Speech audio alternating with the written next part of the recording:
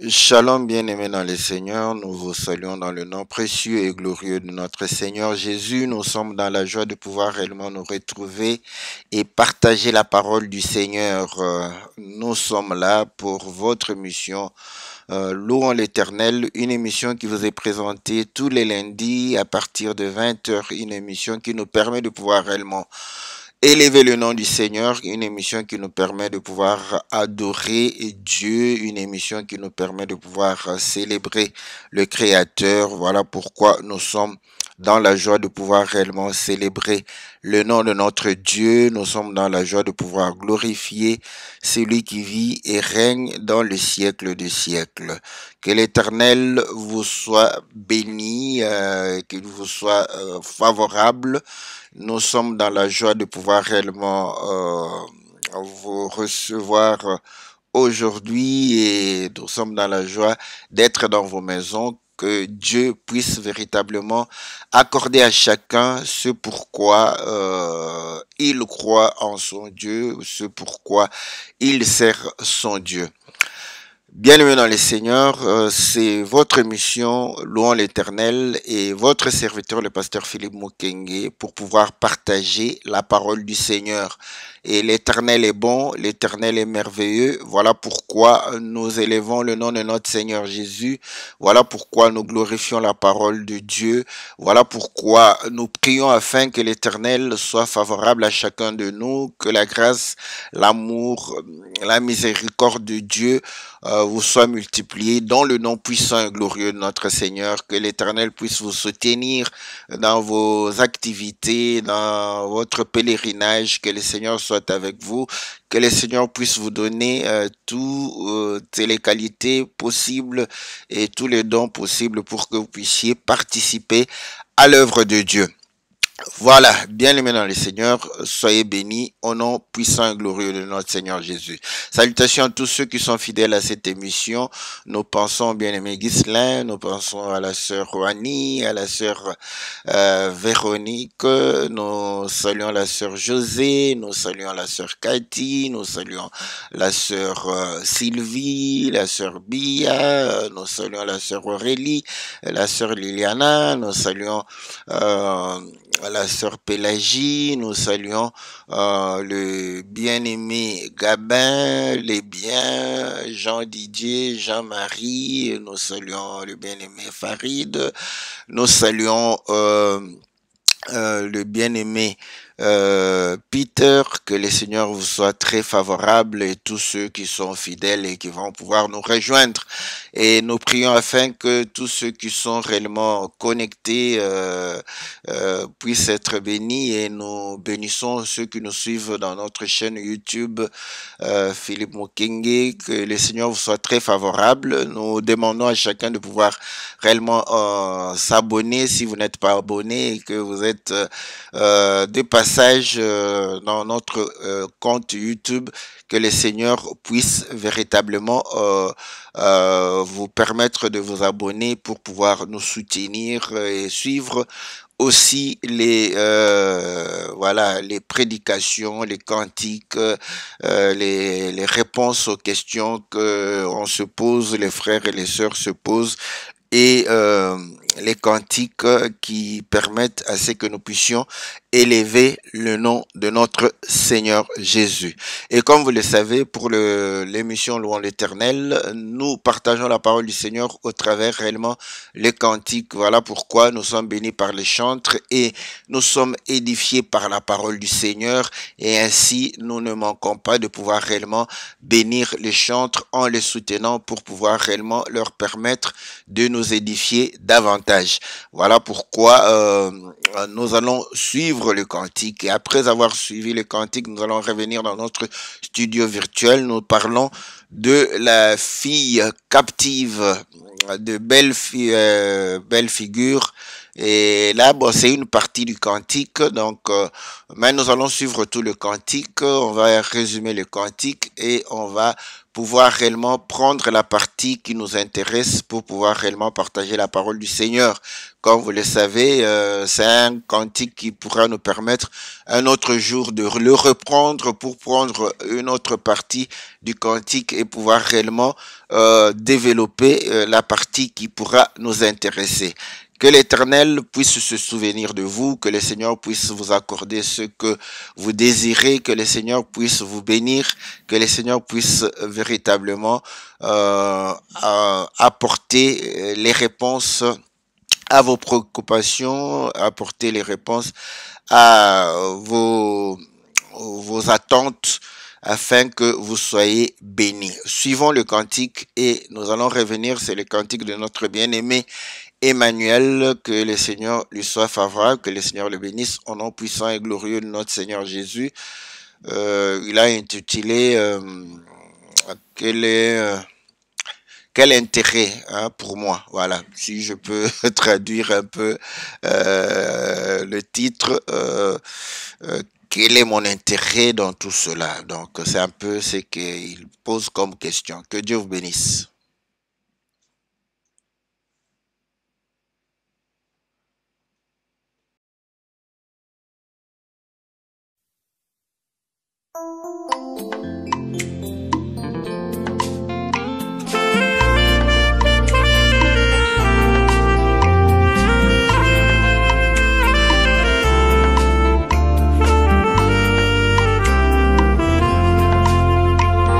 Litoma nini ponanga nazwa nyonso ya mokili oyo bongo nazanga bokonzi na yo kolo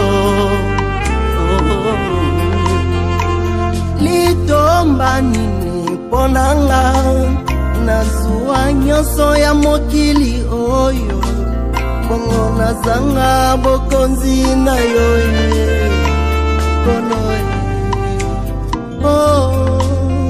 yango nakosenga selisungi na yo simba konzi mananga na bikaki kosuka yango nakosenga senguya na yo simba konzi malanga na bilabole na yo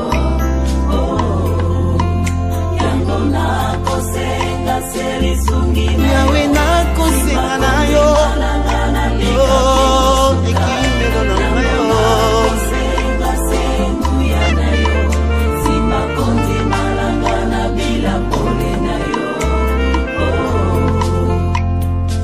mwana ya libota ya dama nazangi na ngai makasi naikami na yo libanga na ngai ata mipepepe bambonge ekoya kondima na ngai etangwa te na bilase koyo likonzi na moto lipata na kembo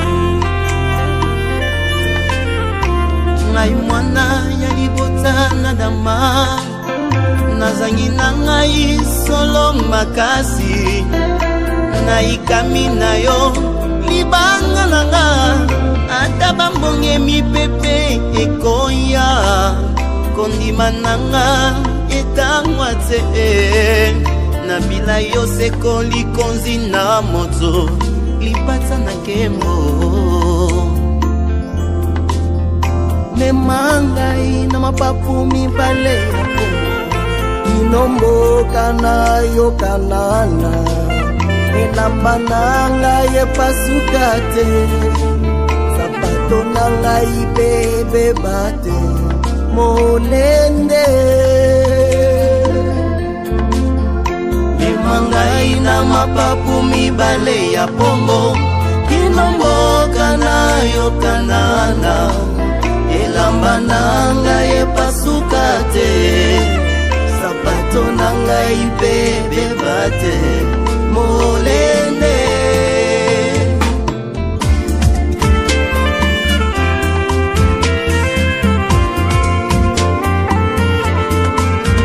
sala na ngai loko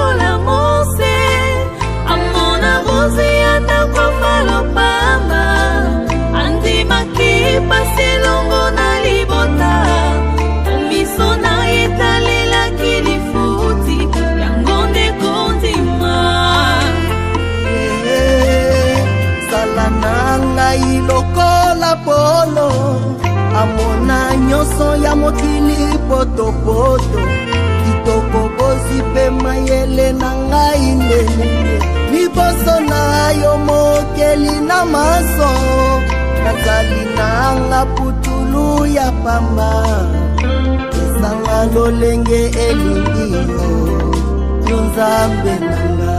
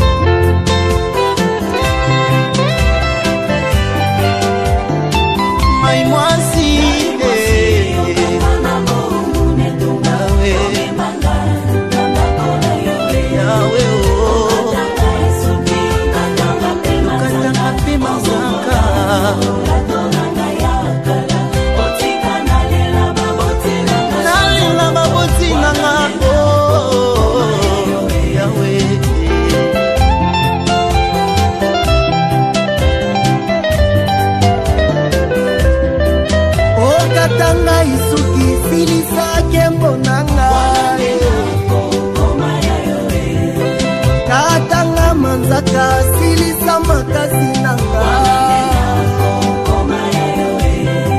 Moma baboti nanga longola mate ya mabe Kongola mola tolanga na lata bosantu na yo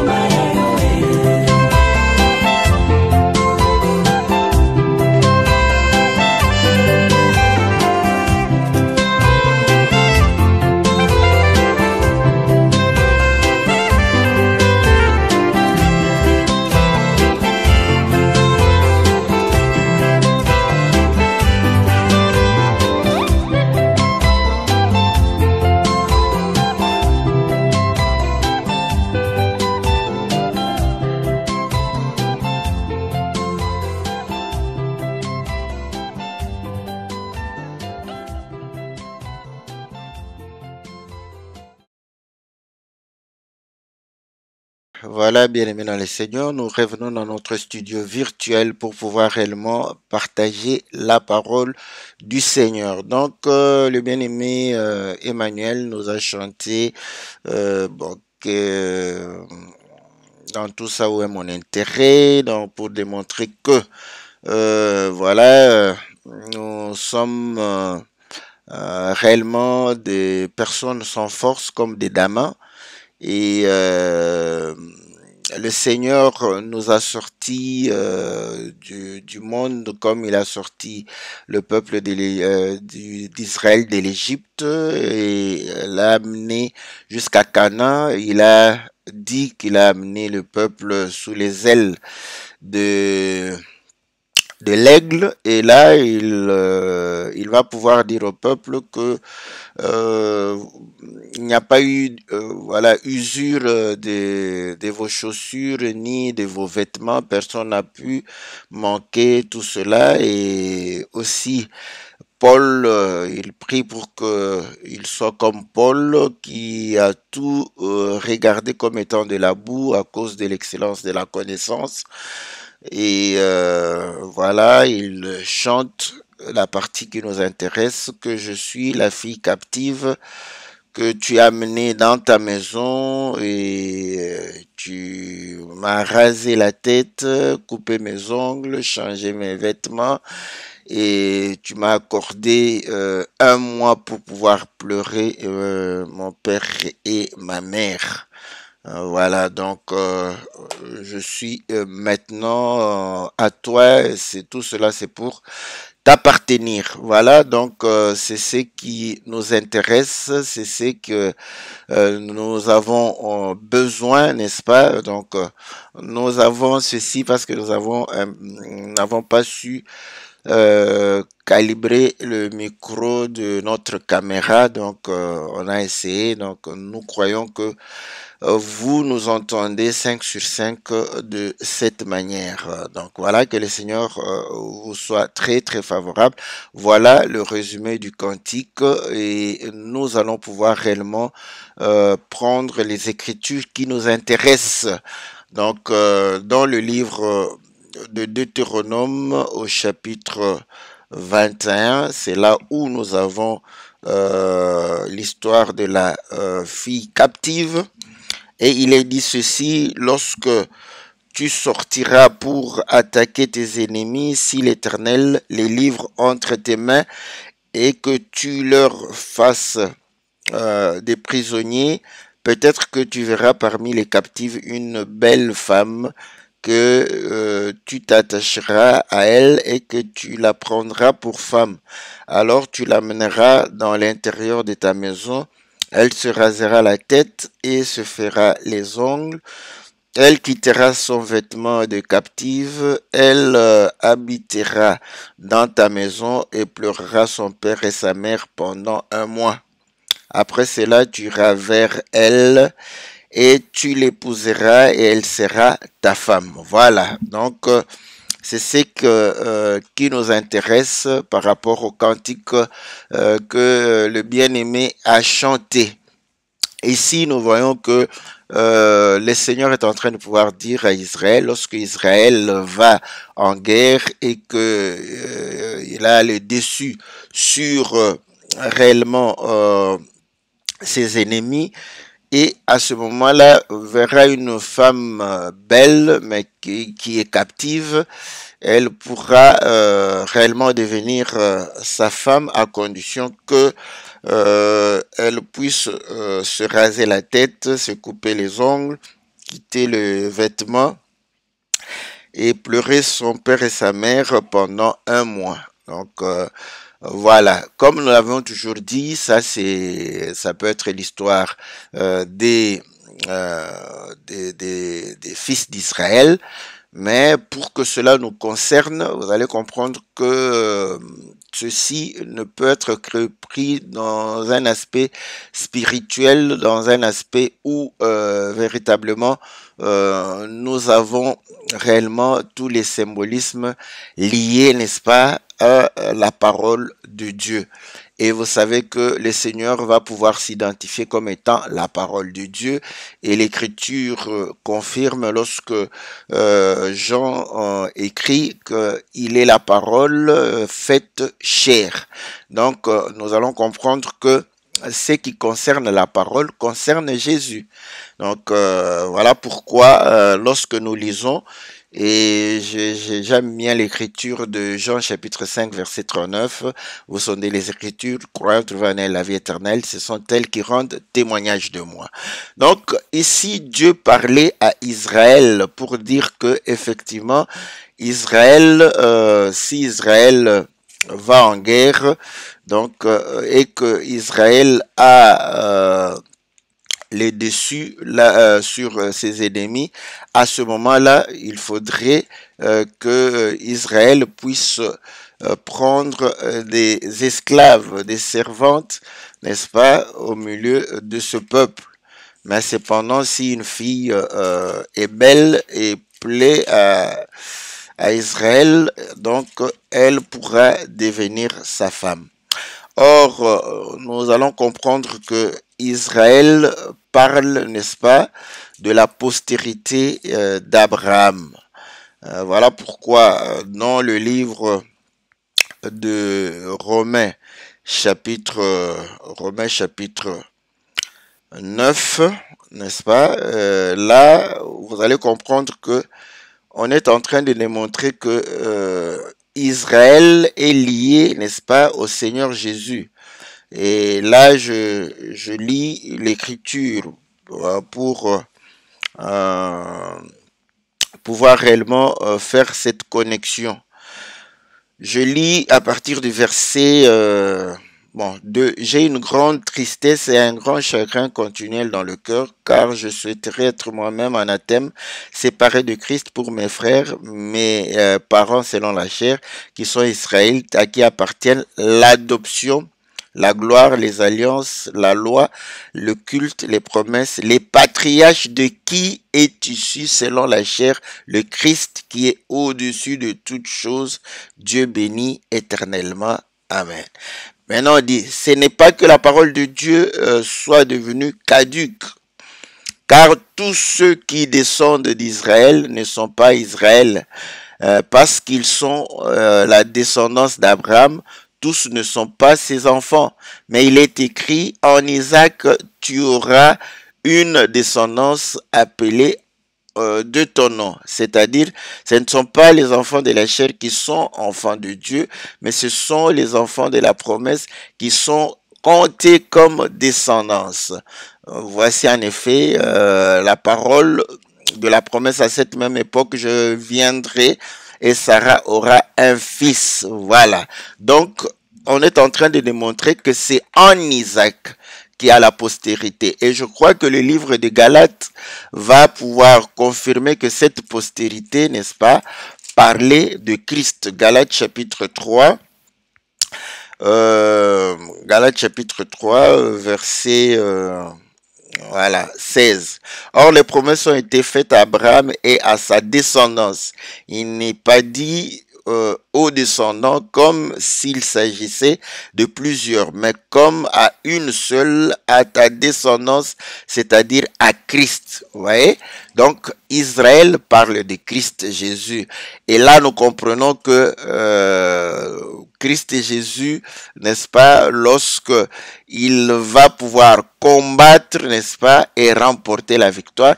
Et nous savons que la croix de Jésus, l'œuvre de la croix, c'est un combat où Colossiens est en train de démontrer que le Seigneur avait dépouillé les principautés, les dominations, les dignités, les autorités. Donc, ceux qui dominaient sur nous, ceux qui étaient autorités sur nous, ceux qui étaient des dignités que nous étions en train de pouvoir élever, le Seigneur va pouvoir les dépouiller. Donc, nous comprenons que nous étions étrangers et le Seigneur, n'est-ce pas, va pouvoir réellement combattre afin de pouvoir réellement nous prendre en captivité et pour pouvoir réellement nous amener dans la maison. Voilà, donc nous étions esclaves du péché, c'est ce que Paul dit, nous étions esclaves du péché, mais lorsque le Seigneur par l'œuvre de la croix va pouvoir nous délivrer du péché, nous allons devenir esclaves de Christ, esclaves de la vérité, esclaves de la parole, vous voyez. Donc nous sommes en captivité d'une certaine manière. Nous quittons, n'est-ce pas, la domination de l'Égypte, et c'est ce que le Seigneur va pouvoir dire aussi dans le livre de Lévitique, que au moment où je me suis donné la peine de pouvoir éliminer tous les premiers-nés d'Israël, je me suis procuré le premier-né j'ai éliminé les premiers-nés de l'Égypte, je me suis procuré les premiers-nés d'Israël. Et à ce moment-là, j'ai fait de vous mes serviteurs, mes esclaves. Voilà. En d'autres mots, ils étaient esclaves en Égypte, ils sont devenus esclaves du Seigneur. Voilà. Donc, on comprend, et là, nous comprenons que pour que l'esclave devienne la femme, il faut premièrement qu'elle soit belle de figure. Voilà. Ici, nous allons parler de la beauté. Vous voyez que la beauté, c'est quelque chose de bien. La beauté intéresse Dieu. Parce que les gens croient que la beauté n'intéresse pas Dieu. La beauté intéresse Dieu. Et je crois que dans le livre de Actes, n'est-ce pas, lorsque Étienne va commencer à parler, donc je vais voir, Étienne va commencer à parler, on a persécuté Étienne où, voilà, donc je suis là. Actes chapitre 7. Actes chapitre 7, on dit ceci, voilà.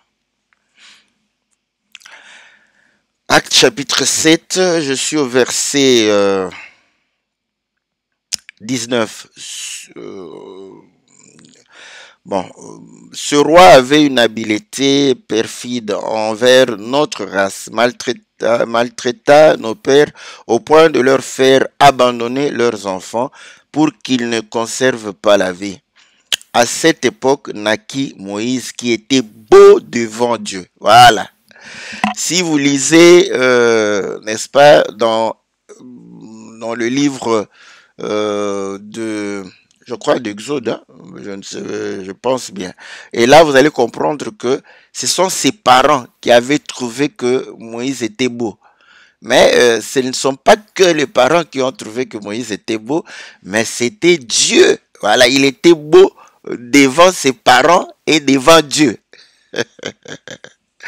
Donc, Dieu trouva Moïse beau, Dieu agréa Moïse, apprécia Moïse, voilà. Maintenant, on comprend que cette beauté, c'est la beauté par rapport à Dieu, parce qu'il y a une beauté par rapport à Dieu et une beauté par rapport aux hommes. Mais Dieu a voulu que cela soit, n'est-ce pas, la beauté physique puisse parler, n'est-ce pas, de la beauté spirituelle aussi, parce que comme il est pédagogue, il fait que nous puissions comprendre les choses visibles, palpables, pour pouvoir saisir les spirituels, ce qu'on ne peut toucher ni pouvoir réellement voir avec l'œil nu.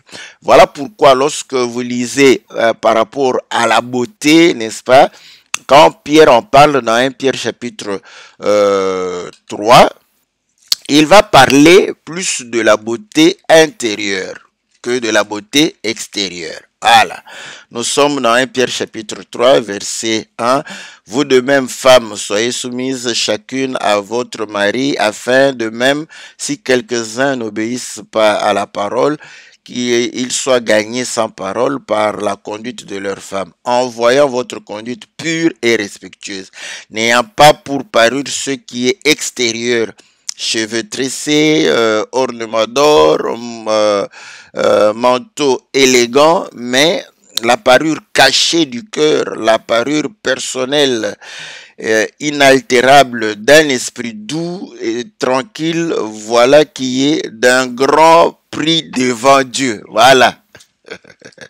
Donc on comprend que ici, on montre qu'en réalité, devant Dieu, n'est-ce pas, ce sont des qualités spirituelles, ce sont des qualités, n'est-ce pas, par rapport à la parole que Dieu définit comme étant beauté. Donc, Moïse était beau devant Dieu, n'est-ce pas, c'est que Dieu a trouvé, n'est-ce pas, qu'il y avait une nature, n'est-ce pas, divine en Moïse. Voilà.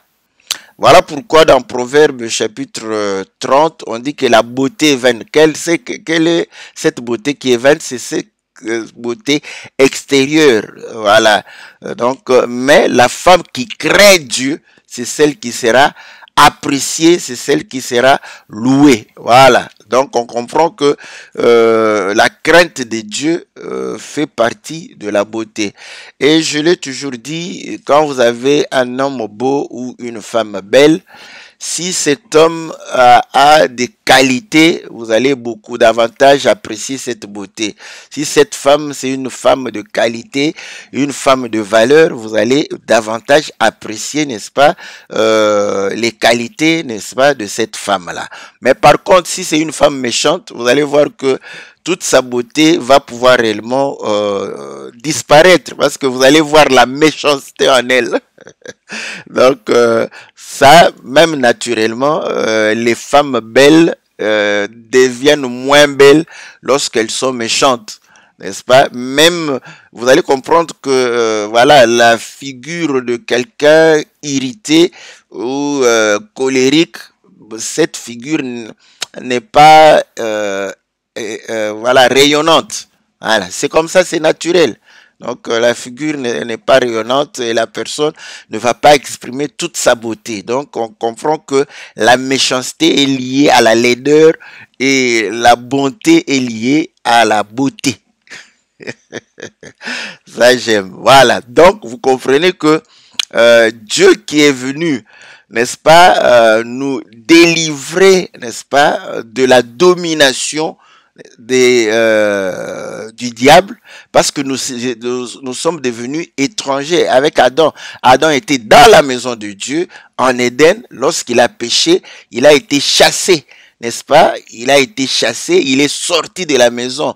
Il est allé, n'est-ce pas, dans un pays étranger où il a été dominé par le diable, dont le Seigneur était réellement l'ennemi de Dieu. Donc, quand le Seigneur vient, il vient pour pouvoir réellement combattre le diable et pouvoir réellement récupérer. Voilà. Et là, vous allez comprendre que l'homme qui a péché, il a été dans une position de faiblesse. Voilà pourquoi on parle de la femme ici, donc qui représente cette faiblesse de l'homme.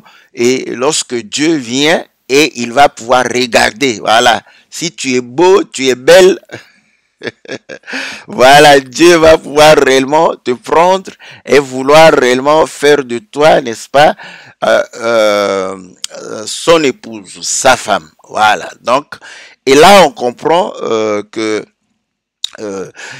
lorsque il fait entrer la femme captive, n'est-ce pas, dans Deutéronome, on revient dans Deutéronome chapitre 21, voilà.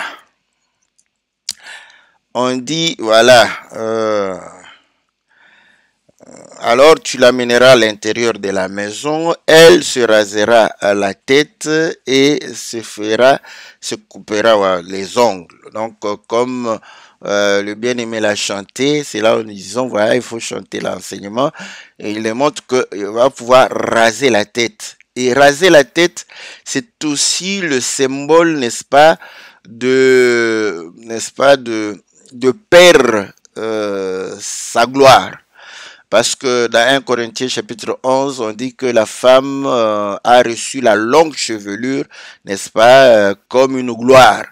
Et cette longue chevelure cache sa honte, vous voyez. Donc, parce qu'une femme qui est rasée, c'est une femme qui doit avoir honte.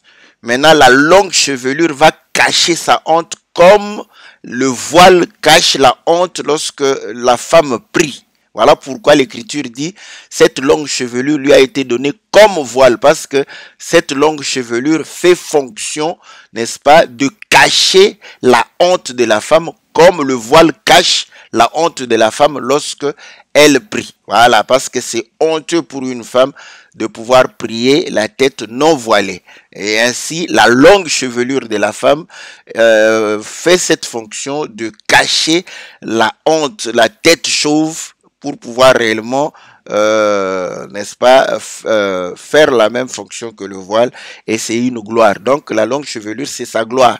Voilà pourquoi les femmes qui ont de longs cheveux aiment bien, n'est-ce pas, bouger leur tête, parler, toucher les cheveux à tout moment. Donc ça fait la fierté, elle est toute contente par rapport à cela.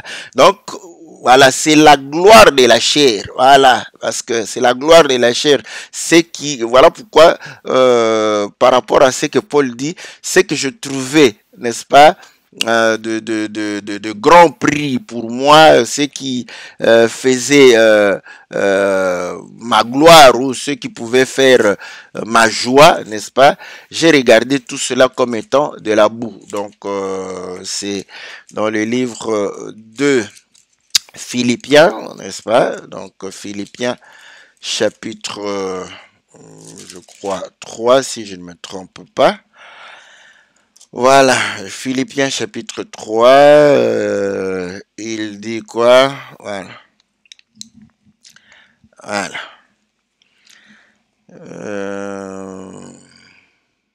Voilà.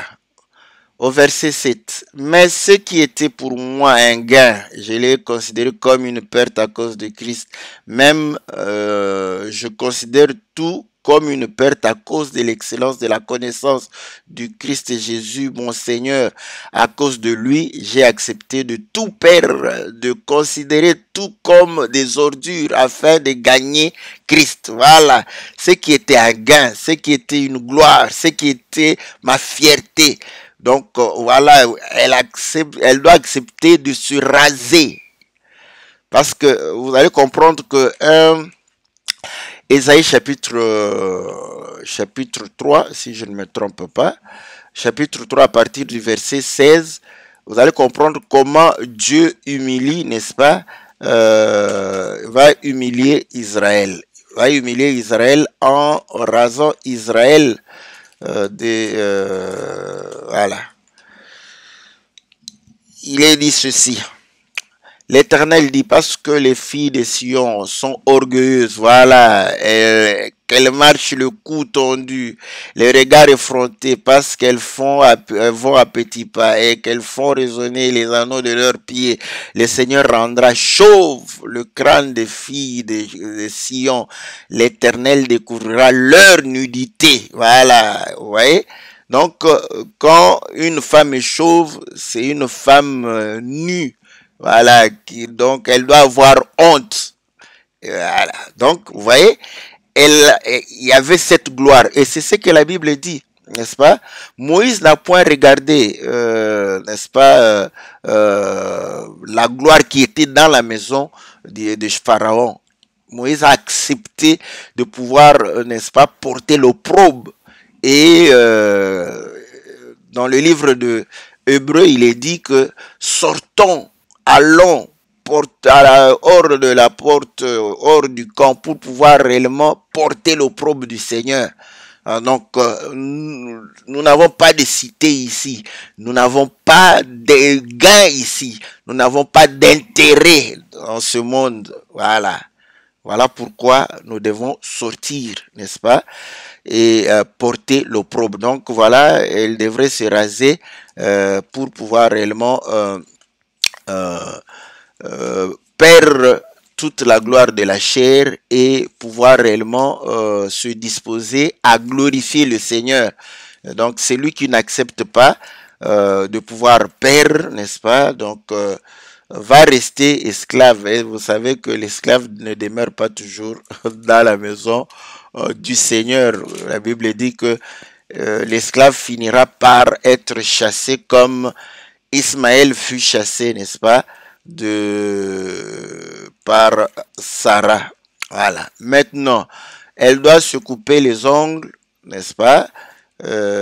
Bon, nous savons qu'on a déjà parlé de la gloire, donc dans le sens de la gloire, on ne va plus y aller là-bas, puisque c'est vrai que lorsque les femmes ajoutent les ongles, c'est pour avoir plus de fierté, plus d'orgueil. Mais nous allons prendre une écriture dans Michée, chapitre 4, au verset 13, on dit, fille de Sion, lève-toi, piétine, je te ferai une corne de fer et je te ferai des ongles d'airain. Tu broyeras, n'est-ce pas, les peuples nombreux, tu consacreras leur profit à l'Éternel, leur richesse, n'est-ce pas, au Seigneur de toute la terre. Voilà, donc là vous allez comprendre que les animaux qui ont les ongles sont les animaux qui déchirent, n'est-ce pas? Voilà, qui déchirent leur proie. Donc le Seigneur va anéantir notre force, comme le bien-aimé l'a dit. Donc le Seigneur anéantit toute ta fierté, toute la gloire, tout le gain que tu avais. Tu dois tout abandonner et même anéantir ta force pour que tu ne puisses pas combattre pour toi-même, donc que tu puisses te confier à l'Éternel qui est réellement ta puissance, qui est ta force, qui sera ton appui, qui sera réellement ta forteresse. Donc voilà, voilà pourquoi elle est rasée, elle coupe les cheveux et les vêtements. Vous allez comprendre que le vêtement parle aussi des œuvres. Donc, et vous savez que les œuvres que nous menions sous l'autorité du diable, ce sont les œuvres des ténèbres, les œuvres de souillure, les œuvres impures. Voilà pourquoi nous devons nous débarrasser, n'est-ce pas, de tout cela et revêtir le Seigneur, n'est-ce pas, comme Romains chapitre, je crois 13 le dit, si je ne me trompe pas, je vais chercher l'écriture. Voilà, on dit, voilà, au verset 12, la nuit est avancée, le jour approche, dépouillons-nous donc des œuvres des ténèbres, revêtons les armes de la lumière, marchons honnêtement comme en plein jour, sans excès de table, ni de boissons, sans luxure, ni dérèglement, sans discorde, ni jalousie, mais revêtez-vous du Seigneur Jésus comme un habit et ne vous mettez pas en souci de la chair pour en satisfaire les convoitises. Voilà. Donc, les convoitises de la chair, n'est-ce pas, ce sont les vêtements. Voilà pourquoi vous allez comprendre que on fait les défilés de mode, les gens, quand on est bien habillé, la démarche change. Parce que tout cela, n'est-ce pas, montre réellement toutes ces œuvres qui ne sont liées qu'à la chair. Donc, il faut se débarrasser. Voilà pourquoi on dit qu'en Christ Jésus, toute chose ancienne, n'est-ce pas, disparaît et toute chose devient nouvelle en Christ Jésus. Donc, il faudrait changer les vêtements et il va pouvoir dire pleurer son père et sa mère. Et je crois que nous allons prendre cette expression dans Proverbe, si je vais retrouver. Proverbe chapitre, quel chapitre? Voilà. Je ne sais pas retenir, j'espère bien que je vais retrouver les écritures. Voilà. Proverbe chapitre 1, on dit, écoute mon fils l'instruction de ton père et ne rejette pas l'enseignement de ta mère. Voilà. Donc le père, c'est celui qui instruit, c'est celui qui donne des ordres, l'autorité. Et la maman, c'est celui qui explique. Voilà pourquoi nous avons toujours dit, même naturellement, quand le papa punit les enfants, la maman vient expliquer pourquoi les enfants étaient punis. Le papa n'a pas besoin de faire des explications. Bon, les Européens, eux, comme le papa est devenu aussi comme maman, le papa donne aussi des explications. Tu sais pourquoi je t'ai puni? Non, en Afrique, on punit l'enfant, on ne lui donne pas des explications. C'est la maman qui vient justifier. Pour dire, tu vois, on t'a puni parce que tu as fait ceci, parce que tu as fait cela, ton père. Donc, la maman vient enseigner. le papa a donné des ordres, il a donné des instructions.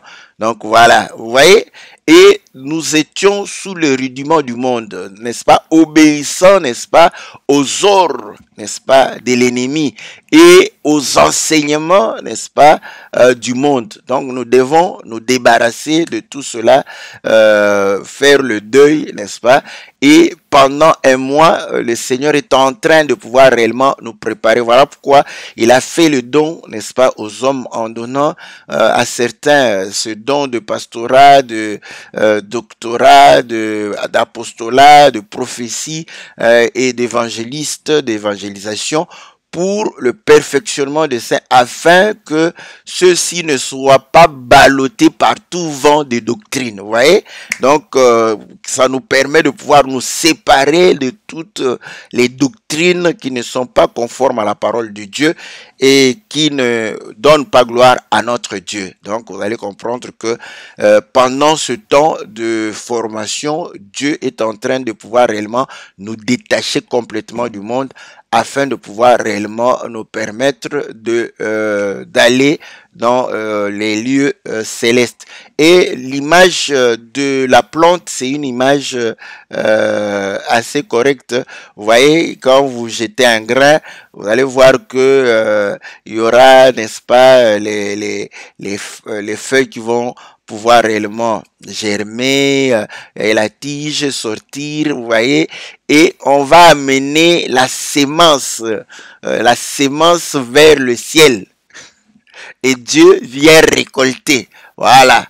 Donc pendant tout ce temps, il faut pleurer, hein. Voilà pourquoi lorsque la parole vient, ça ne fait pas plaisir, n'est-ce pas, à la chair, lorsque nous sommes réellement confrontés à pouvoir nous séparer des rudiments du monde, de la philosophie du monde, des traditions du monde, des us et mœurs du monde, n'est-ce pas? On se sépare de tout cela pour pouvoir réellement se laisser sous l'autorité, n'est-ce pas, de notre Seigneur qui nous a réellement arrachés de la main de l'ennemi.